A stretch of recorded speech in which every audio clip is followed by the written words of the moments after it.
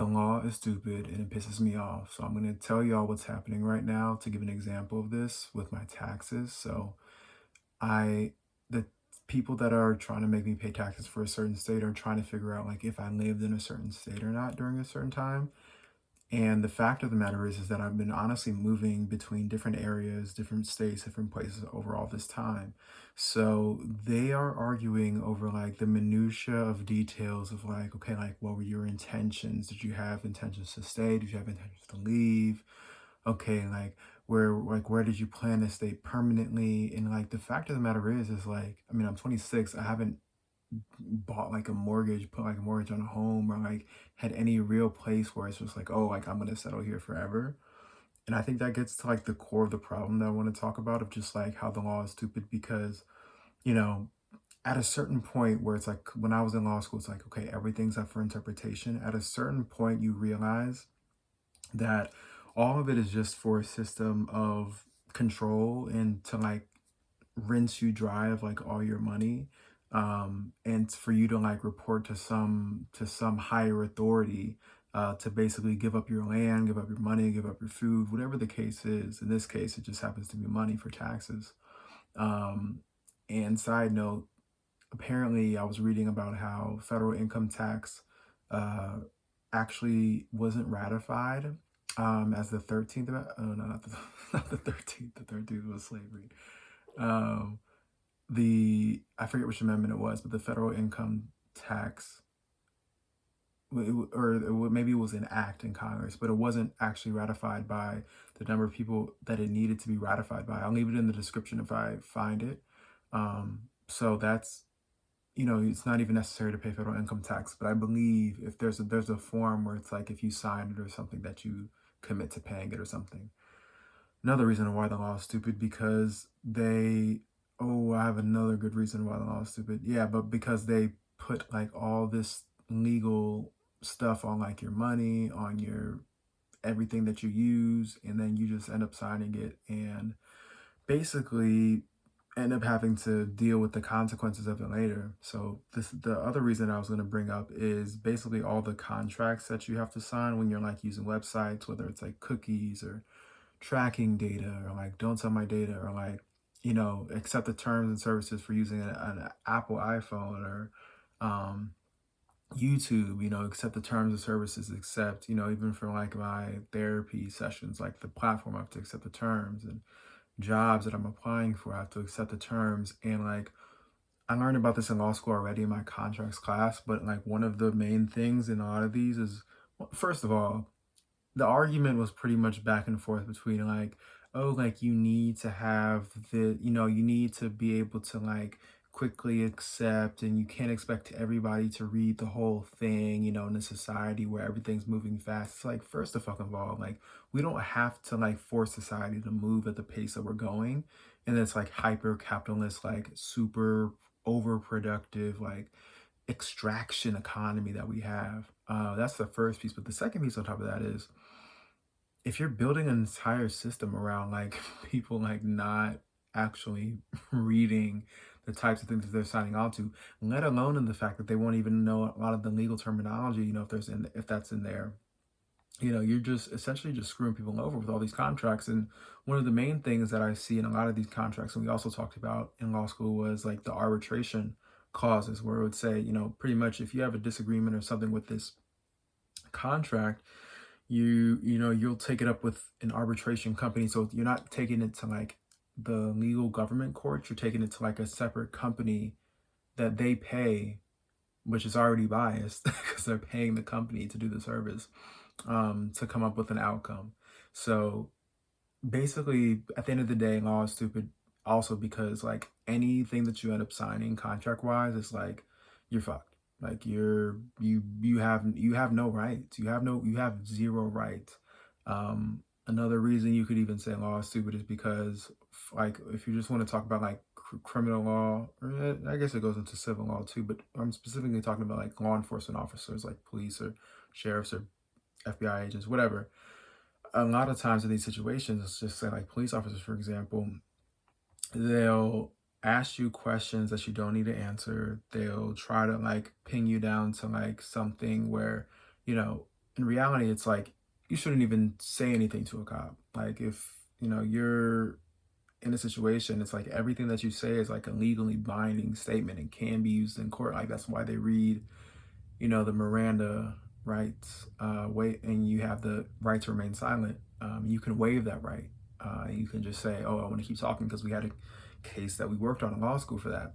And it just showed me how ridiculous it was. It showed me just how, like, obviously the system isn't meant for you to actually get anything successful out of it, because you're basically relying on another person that's trying to screw you over.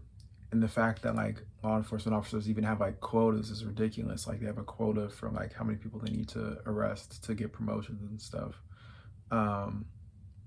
Let's, this is not necessarily in law, it's stupid, but Core Civic, who was formerly the CCC, or so whatever the corrections, whatever the corrections is, the private corporation pretty much for America, that for the United States, that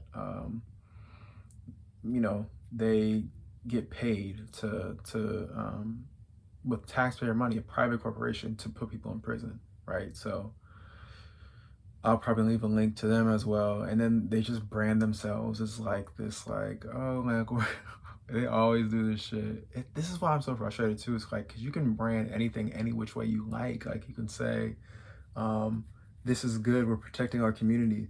I even saw, I don't know if it was on TikTok or YouTube or something, where somebody was like, I'm gonna turn this Pepsi can design into like, what was it? They made it like a vegan friendly, like all the ingredients are the same, but then they just add like the little non-GMO, or like, all real, all real ingredient, whatever they said.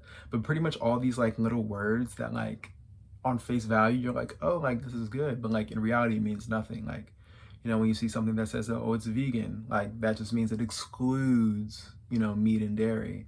But that doesn't necessarily mean it doesn't have fake sugar, like processed ingredients, chemically engineered stuff.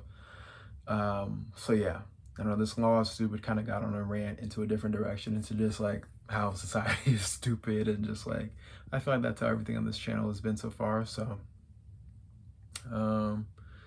yeah, I guess, is there anything else I want to say about that? I feel like yeah, the main thing I just wanted to emphasize is just like, with the tax situation that I'm in, the living situation, like, for example, you could necessarily say that you're not really living anywhere. Like, for example, if I didn't own a home, or if I wasn't renting, and say I was like living in my car, for example, or say I was living on the road, living on the street, I technically don't even have an address.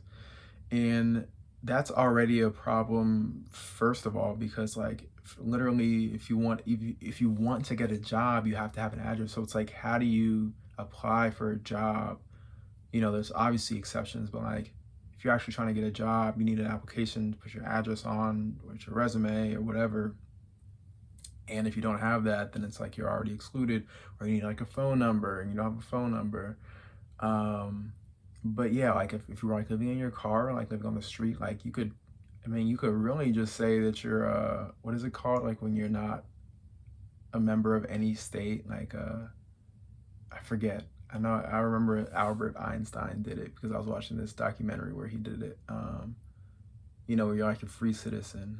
Like, I think he like gave up his passport and everything, but it's pretty much a situation where you basically say like, yeah, you're not tied, or you're not a domiciled or a resident of any state in particular.